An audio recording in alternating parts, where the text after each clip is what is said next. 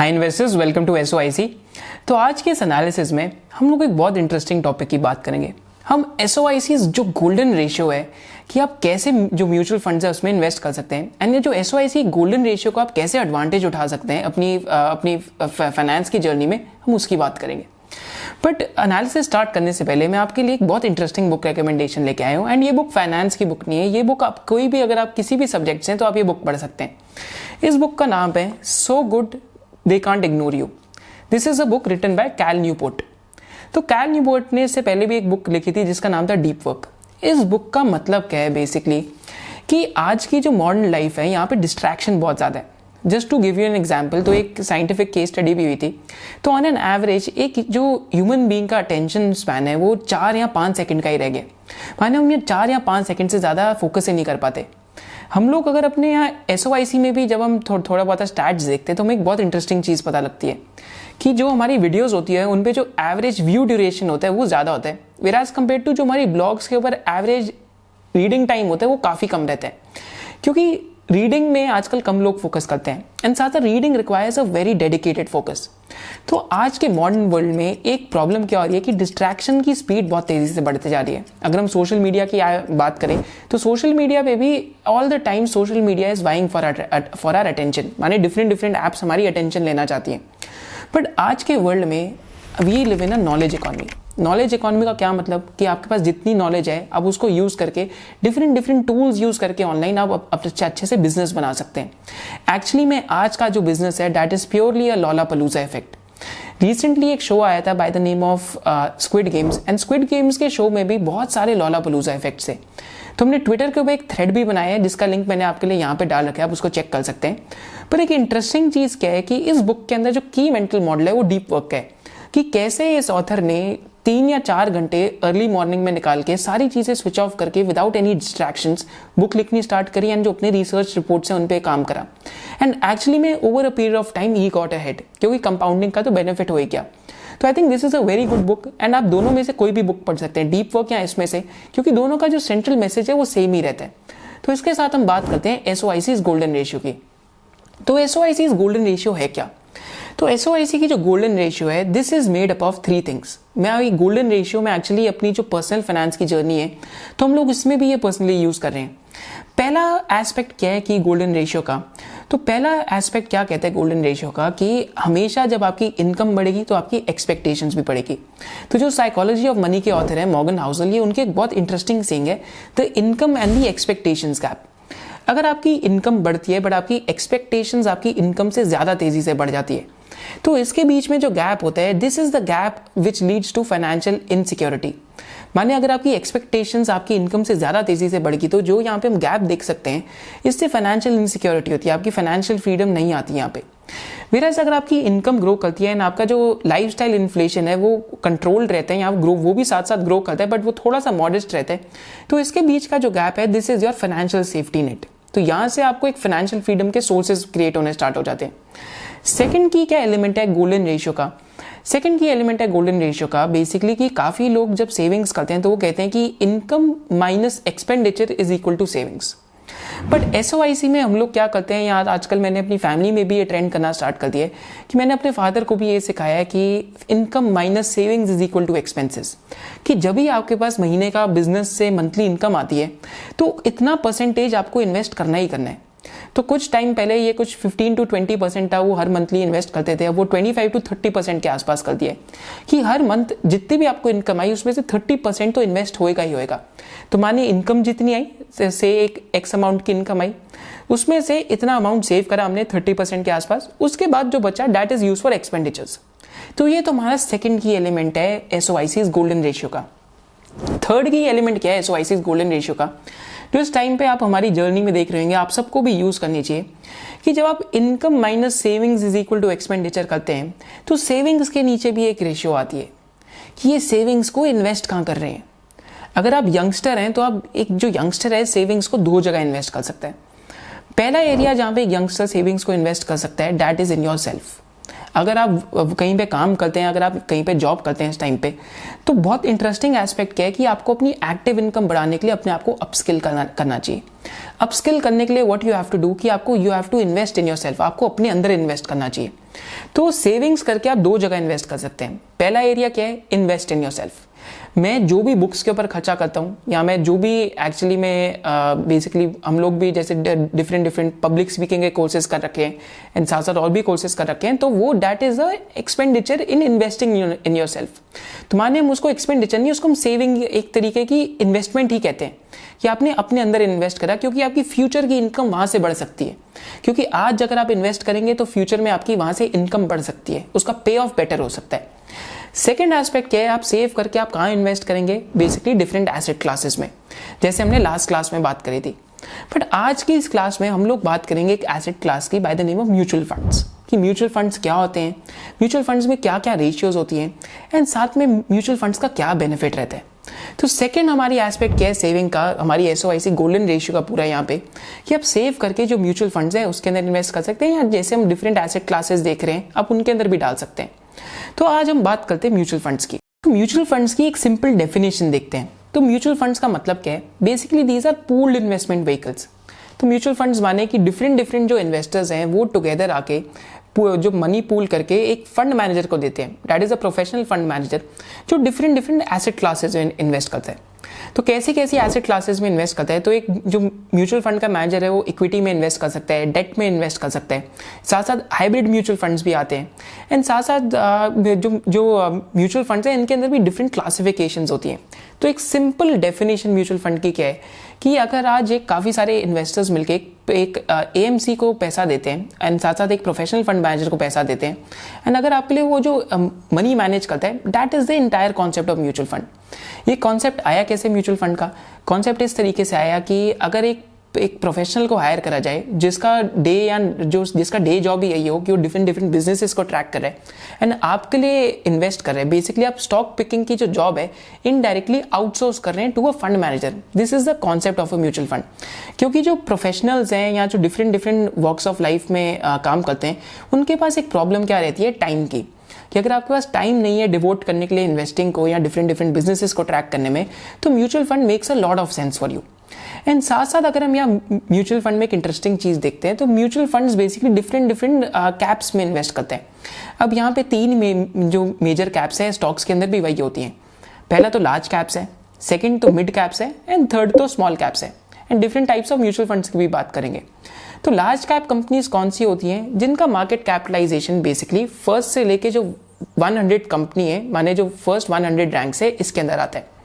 वेराज जब हम mid cap companies की बात करते हैं तो इनका जो मार्केट कैपिटलाइजेशन है, इनकी रैंकिंग होती है 101 से लेके 250 तक। तो माने लार्ज कैप में जो इंडिया की पहली सबसे 100 बड़ी कंपनीज हैं in terms of market cap, जैसे हमने लास्ट वीडियो में बात करी थी मार्केट कैप की, आप वो भी देख सकते हैं।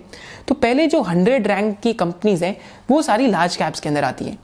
मिड कैप के अंदर 101 से लेके जो 250 तक कंपनी है इन टर्म्स ऑफ रैंकिंग वो आती है। एंड स्मॉल कैप के अंदर 251 से लेके जो 500 तक कंपनी है वो सारी कंपनीज आती है। एंड यहाँ पे एक इंटरेस्टिंग कॉन्सेप्ट क्या रहता है कि different types of mutual funds हैं। कुछ म्यूचुअल फंड्स होते हैं जिनका मैंडेट होता है सिर्फ आपको लार्ज कैप फंड्स में इन्वेस्ट करना है। तो माने लार्ज कैप फंड्स वही हैं जिसमें जो फर्स्ट टॉप 100 कंपनीज हैं इंडिया की, वो उसमें ही इन्वेस्ट करते हैं अकॉर्डिंग टू मार्केट कैपिटलाइजेशन।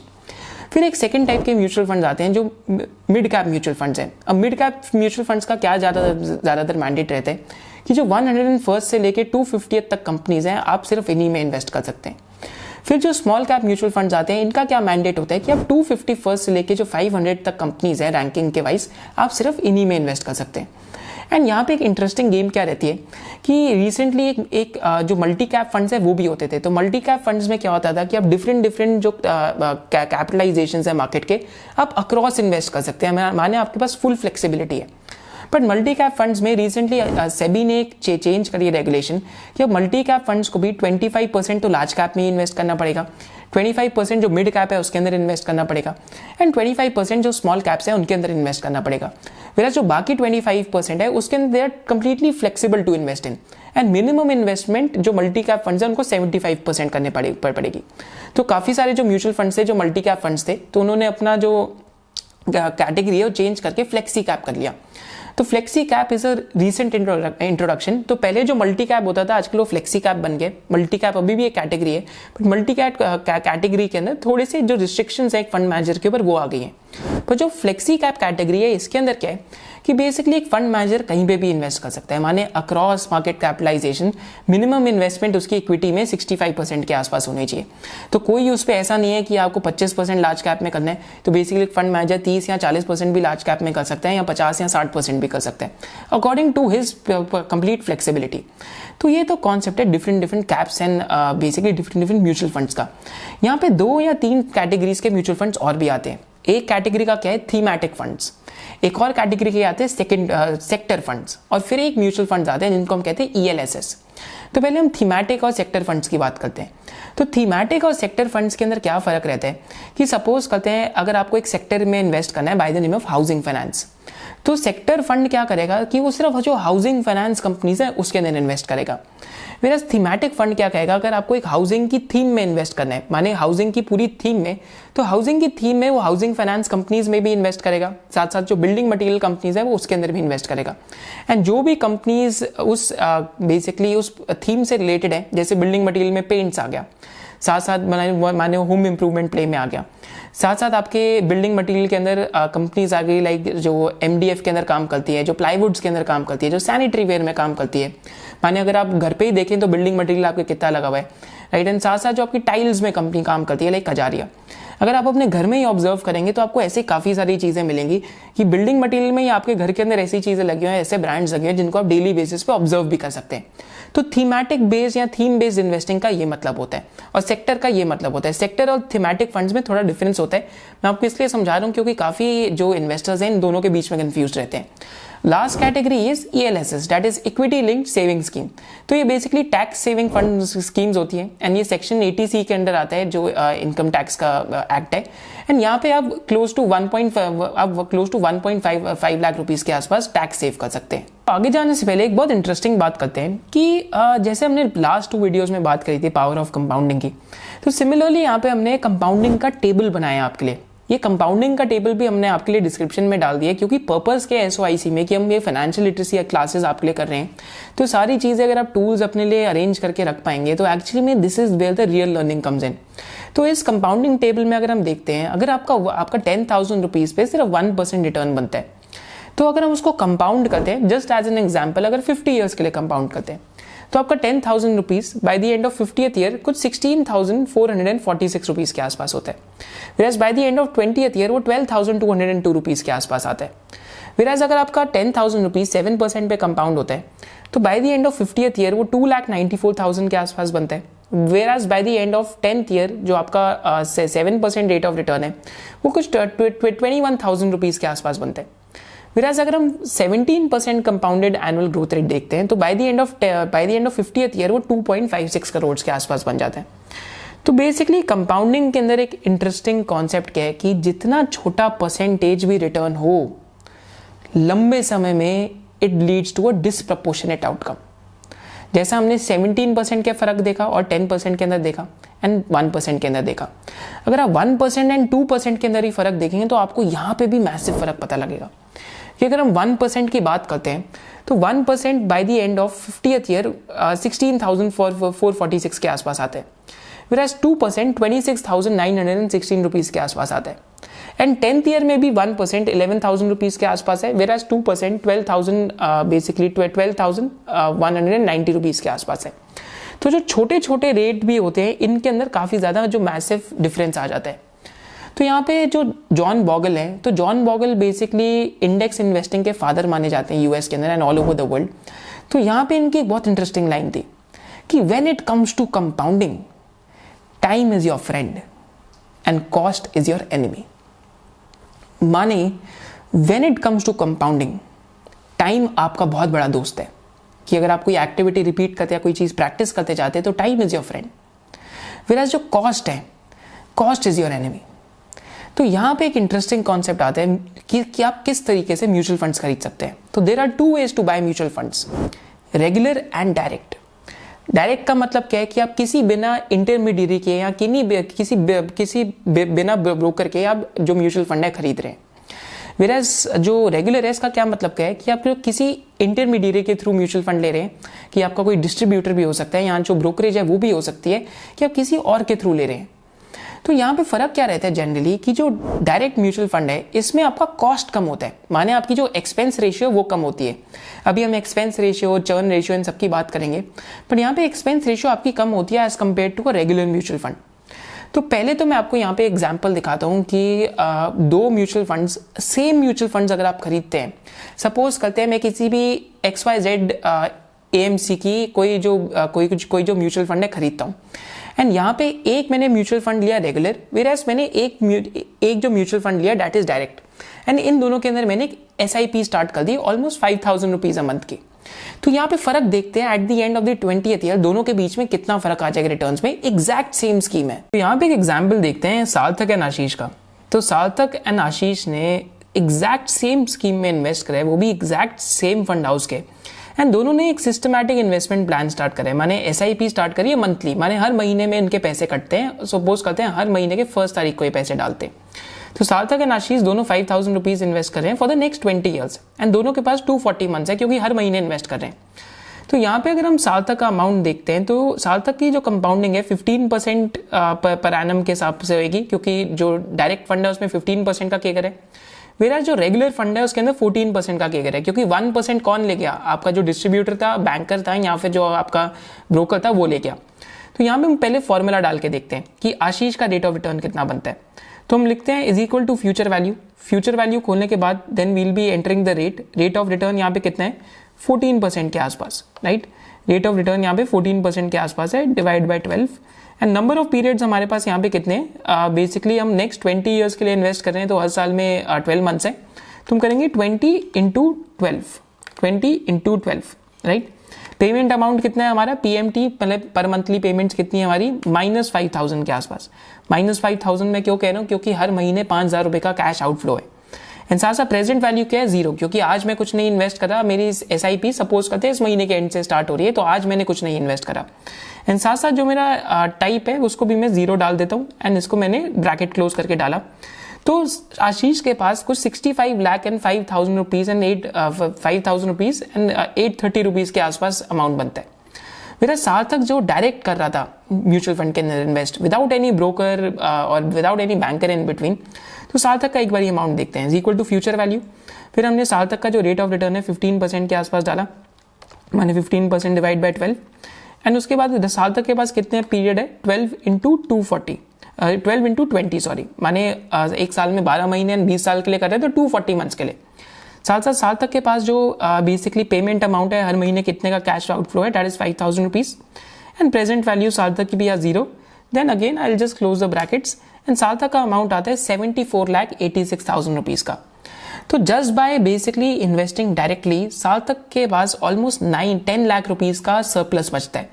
अगर हम इसी सेम को 30 इयर्स के लिए सपोज करते हैं, अगर ये दोनों 30 इयर्स के लिए इन्वेस्ट करते हैं, 25 ले लेते हैं, कई लोग कहते हैं हम 30 साल तक क्या अपने मनी को एंजॉय भी करना है, तो हम यहाँ पे 25 ईयर्स डाल के देखते हैं कि सार्थक 25 ईयर्स के लिए इन्वेस्ट करता है, तो सार्थक के पास ऑलमोस्ट 1.6 करोड़ के आसपास अमाउंट इकट्ठा होता है।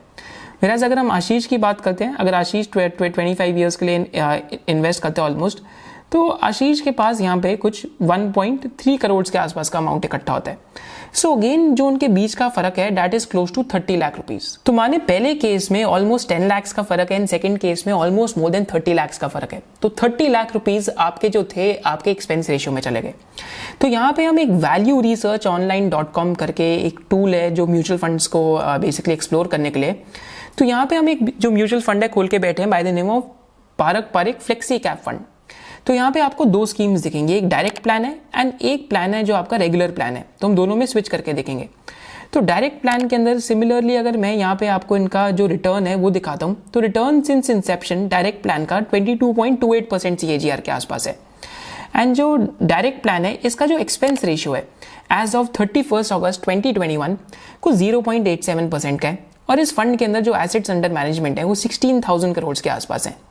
And this is a open ended fund. Open ended माने यहाँ पे आप कभी भी इन्वेस्ट कर सकते हैं, कभी भी रिडीम कर सकते हैं। क्लोज एंडेड क्या होते हैं उसकी भी हम बात करेंगे। वहाँ पे जो रिडेम्पशन है उसका एक टाइम पीरियड होता है, वहाँ पे एक लॉक इन भी होता है, तो आप उसको एक्सचेंज के ऊपर ट्रेड कर सकते हैं। But this is an open ended fund and इसका जो बेंचमार्क है that is Nifty 500 total return index. माने ये निफ्टी का जो टॉप 500 कंपनीज है उनके साथ कंपीट करता है, क्योंकि एक फ्लेक्सी कैप फंड है ये, जैसे हमने बात करी। तो यहाँ पे अगर हम एक चीज देखते हैं तो अभी मैंने आपको रिटर्न सिंस लॉन्च दिखाया डायरेक्ट फंड का 22.28% है एंड लॉन्च डेट इस फंड की 28 में 2013 के आसपास है। तो यहाँ पे सिमिलरली अगर मैं यहाँ पे इसको आके इसको कर देता हूँ रेगुलर, तो रेगुलर में अगर हम आके एक चीज इंटरेस्टिंग देखते हैं तो वो जो परसेंटेज ऑफ रिटर्न था, जैसे हमने यहाँ पे पहले देखा था कि ऑलमोस्ट जो परसेंटेज रिटर्न 22.28% के आसपास था। तो जो रेगुलर प्लान देखते हैं उसके अंदर परसेंटेज ऑफ रिटर्न यहाँ पे 21.48 के पास आ जाता है, whereas वहाँ पे 22.28% के आसपास था। ऐसा क्यों हुआ? क्योंकि एक्सपेंस रेशियो बढ़ गई। पहले एक्सपेंस रेशियो उसके अंदर हमने देखी ऑलमोस्ट 0.87% की थी जो डायरेक्ट प्लान था, बट इसके अंदर एक्सपेंस रेशियो 1.82% के आसपास की है। तो आपका नियरली आपका जो रिटर्न है ऑलमोस्ट 1% के आसपास का सैक्रिफाइस हो गया। तो अगेन लंबे समय में इसका जो इम्पैक्ट है काफ़ी ज़्यादा रहता है। जैसे हमने यहाँ पे चेक करा था कि डायरेक्ट और रेगुलर के बीच में क्या डिफरेंस है। अब एक और इंटरेस्टिंग चीज़ यहाँ पे हम चेक करते हैं टर्नओवर रेशियो। टर्नओवर रेशियो का मतलब क्या होता है? इसको हम कहते हैं चर्न रेशियो भी। तो चर्न रेशियो का माने कि पूरा पोर्टफोलियो कितना चर्न हो रहा है। सपोज करते हैं अगर ये रेशियो होता है 25% क्या इंडिकेट करता है कि पूरे 4 साल के अंदर सारे ये स्टॉक्स बेच के वापस खरीद लेते हैं। तो जनरली मेरे को क्या अच्छा लगता है कि एक जो म्यूचुअल फंड है उसका टर्नओवर रेशियो या उसका चर्न रेशियो 25% से कम रहना चाहिए, 25% से बिलो। तो जैसे इनका हम देख सकते हैं 16% के आसपास का। कुछ फंड्स हैं जिनका 80% भी टर्नओवर रेशियो है। मेरे को लगता है कि वो फंड चलाने की जगह ट्रेडिंग ज़्यादा करते हैं, बट जनरली हमारा एक हर्डल का क्राइटेरिया क्या है कि 25% के बिलो रहना चाहिए। इन साथ साथ अगर हम इस फंड की परफॉर्मेंस देखते हैं तो यहाँ पे ट्रेलिंग रिटर्न्स भी देख सकते हैं।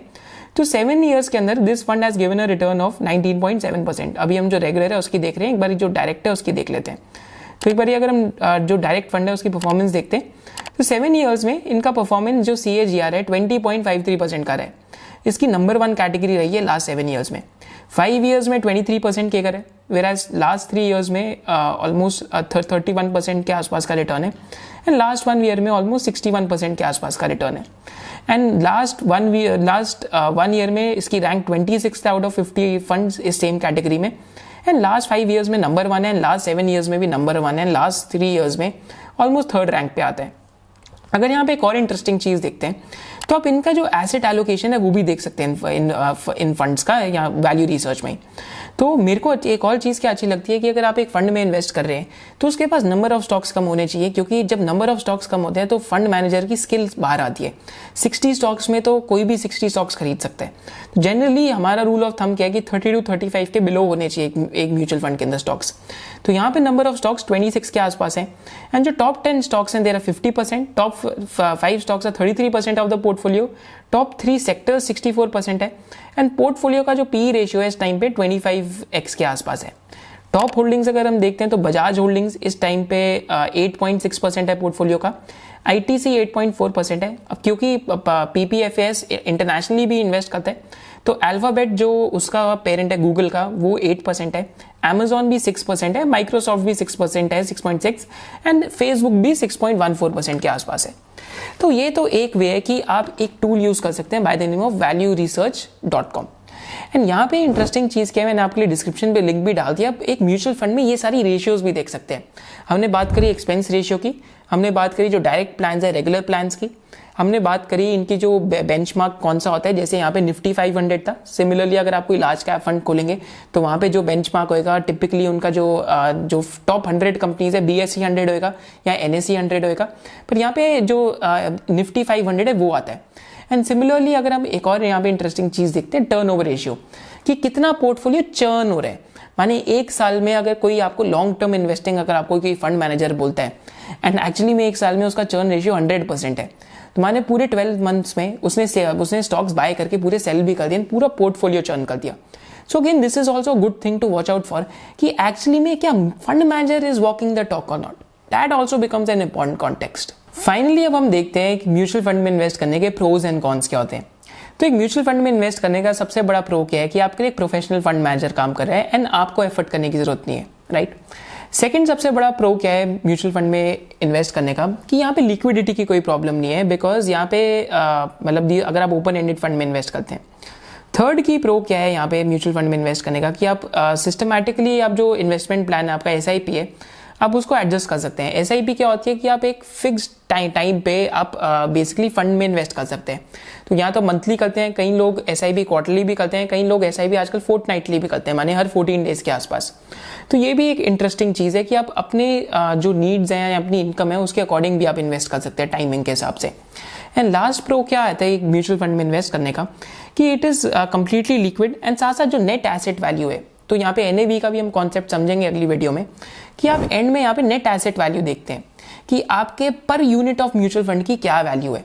वेरस अगर आप अपना खुद का पोर्टफोलियो चला रहे हैं तो कई इन्वेस्टर्स से मेरी बात हुई है, वो एक्चुअली में अपने पोर्टफोलियो की रिटर्न को नहीं देखते, वो स्टॉक की रिटर्न में ही रह जाते हैं कि 10 स्टॉक में से 8 स्टॉक पॉजिटिव हो गए बट 2 स्टॉक नेगेटिव हो गए, तो 8 स्टॉक की कोई कॉन्ग्रेचुलेशंस नहीं है उनके पास अपने लिए, वो उन 2 स्टॉक्स को ही देखते रहेंगे जो नेगेटिव हो गए हैं। बट एक्चुअली में ये मतलब जो ये बेसिकली इन्वेस्टिंग का गेम है, यहाँ पे कभी ना कभी वॉलेटिलिटी तो आती है, तो कभी ना कभी आपके स्टॉक्स नेगेटिव भी हो सकते हैं, पर at the end portfolio returns matter. ये मैटर नहीं करता कि विराट कोहली ने सेंचुरी हर मैच में मारी या नहीं मारी, ये मैटर करता है क्या इंडिया जीत रही है या नहीं जीत रही। सिमिलरली ये मैटर करता है कि आप पोर्टफोलियो जीत रहा है या नहीं जीत रहा। एंड लास्टली अगर यहाँ पे हम कॉन्स देखते हैं कि म्यूचुअल फंड में इन्वेस्ट करने की क्या खराब चीज़ें, तो पहले कि यहाँ पे फीस हाई हो सकती है as compare to index investing अगर आप एक्टिवली मैनेज म्यूचुअल फंड में कर रहे हैं। सेकेंडली क्या है कि यहाँ पे एक जो स्मॉल इन्वेस्टर है वो निम्बल एंड अजाइल हो सकते हैं। जैसे अगर कोई स्मॉल इन्वेस्टर है तो आपको किसी इंस्टीट्यूशन को आंसर नहीं करना, आपको किसी बॉस को आंसर नहीं करना, आप पे कोई इंस्टीट्यूशनल इंपेरेटिव नहीं है, तो you can be very nimble and agile, right. Third यहाँ पे की एलिमेंट क्या है कॉन्स के अंदर कि थर्ड की एलिमेंट क्या है कि लॉ ऑफ लार्ज नंबर्स है कि जैसे जैसे हमने चेक करा कि एसेट अंडर मैनेजमेंट, अगर एसेट अंडर मैनेजमेंट एक म्यूचुअल फंड का काफ़ी ज़्यादा हो जाए तो उसके लिए अट्रैक्टिव अपॉर्चुनिटीज़ ढूंढना काफ़ी मुश्किल हो जाता है। सपोज करते हैं एक म्यूचुअल फंड का एसेट अंडर मैनेजमेंट 40-50 हज़ार करोड़ के आसपास चले जाता है, तो उसको लॉ ऑफ लार्ज नंबर्स की ज़रूर प्रॉब्लम होती है एंड परफॉर्मेंस रिड्यूस होते जाती है। एंड लास्ट की एस्पेक्ट क्या है कॉन्स के अंदर कि यहाँ पे अ fund manager is basically restricted by his mandate कि अगर एक लार्ज कैप फंड मैनेजर है तो वो सिर्फ लार्ज कैप के अंदर ही इन्वेस्ट कर सकते हैं, तो एक रिस्ट्रिक्शन भी आ जाती है अकॉर्डिंग टू द मैंडेट। तो ये तो हमारा व्यू था म्यूचुअल फंड्स के ऊपर एंड आई थिंक आपको डेफिनेटली इन्वेस्ट कर मतलब it is actually no brainer कि आपको इन्वेस्ट तो करना ही चाहिए, चाहे आप SIP के थ्रू करें या चाहे किसी के थ्रू भी करें, but I think systematic investment planning is the best way to go about it. Next video में हम यही देखेंगे फाइनेंशियल लिटरेसी सीरीज में कि आप सिस्टमैटिक इन्वेस्टमेंट प्लान्स के थ्रू कैसे फ़ायदा उठा सकते हैं। एंड एक्चुअली मैं आपको अपनी खुद की भी SIP दिखाऊंगा एंड जो मेरा एक फ्रेंड है एंड जो मेरी मदर है आपको उनकी भी SIP दिखाऊंगा कि लास्ट 4 इयर्स में क्या मैजिक हुआ है उनके रिटर्न्स के अंदर, क्योंकि हर महीने वेरी डिसिप्लिन होकर उन्होंने इन्वेस्ट करा। एंड मैं आपको पूरा एक्सेल शीट दिखाऊंगा कि उनका जो 4th ईयर जो 4 साल पहले उनकी पहली इन्वेस्टमेंट थी, जैसे 4 साल पहले उनकी पहली इन्वेस्टमेंट थी 5,000 रुपीज़ की, आज वो 12,000 रुपीज़ के आसपास हो गई है। डिसिप्लिन रह के 4 साल में उन्होंने एक वेल्थ का अच्छा कॉर्पस भी मतलब ऑलरेडी कलेक्ट होने लग गया, तो मैं आपको वो सारी चीज़ें दिखाऊंगा। Do let me know in the comment section कि आप मेरी स्टेटमेंट से अग्री करते हैं या नहीं करते। बेसिकली जो अपनी इनकम है उसको बढ़ाओ, साथ साथ जो अपनी सेविंग है उसको भी बढ़ाओ, साथ साथ फिर इन्वेस्ट करो एंड फिर जो बचे उसको खाओ। सो बेसिकली इनकम बढ़ाओ, सेव करो, इन्वेस्ट करो एंड फिर जो बचे उसको खाओ। Do let me no. And साथ साथ इस संडे को हम लोग एक लाइव सेशन कर रहे हैं एक बिजनेस एनालिसिस का, which is one hidden pharma stock which is growing at a very fast pace। हम ये लाइव एनालिसिस क्यों कर रहे हैं ताकि जो यूट्यूब कम्युनिटी है आपकी भी लर्निंग हो पाए। एंड साथ साथ जो SOIC स्टूडेंट्स हैं आपके लिए हम इस सेम बिजनेस का जो चेकलिस्ट है, जो हमारी SOIC की प्रोप्राइटरी चेकलिस्ट है, वो अप्लाई करके हम आपके लिए जो डैशबोर्ड है उसके ऊपर अपलोड करेंगे। Thank you for joining us, hope to see in the next session. And अगर आपको ये सेशंस पसंद आ रहे हैं do let me know in the comment section because that gives us encouragement to do this. And साथ साथ अपनी फैमिली एंड जो फ्रेंड्स हैं उनके साथ भी शेयर कीजिए।